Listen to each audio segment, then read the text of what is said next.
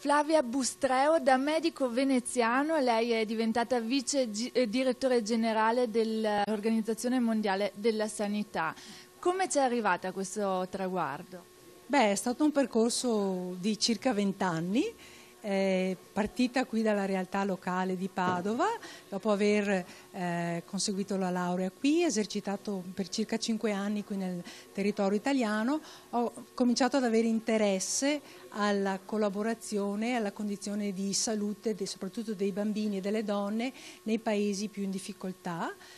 Soprattutto ho partecipato e contribuito all'azione dei medici per la prevenzione della guerra nucleare e all'analisi della situazione dei bambini in Iraq dopo la prima guerra del Golfo. E ho cominciato un percorso di interesse a queste tematiche, ho studiato anche all'estero alla Scuola di Igiene e Medicina Tropicale di Londra e ho cominciato un percorso con l'Organizzazione Mondiale della Sanità come operatore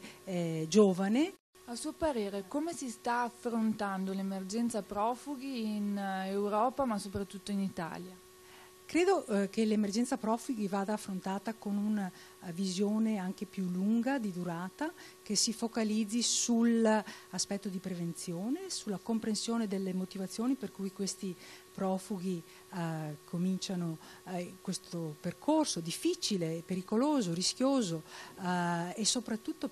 mi preoccupano queste donne e questi bambini che cercano assistenza sanitaria che non trovano per esempio in paesi come la Siria o come la Libia, e non è un caso che abbiamo visto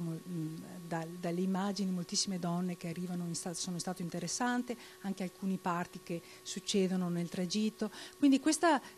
visione di comprendere il problema alla base e di cercare delle strategie anche di prevenzione che siano nei paesi da cui questi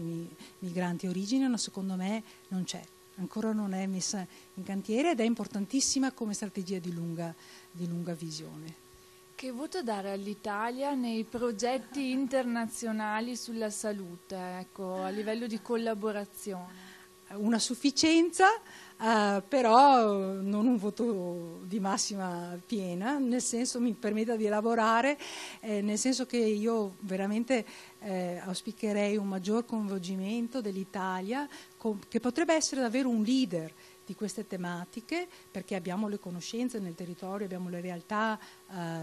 anche qui nel Veneto, delle realtà enormi di collaborazioni, di conoscenze scientifiche che potrebbero portarci ad essere molto più visibili e anche essere dei leader in questo settore.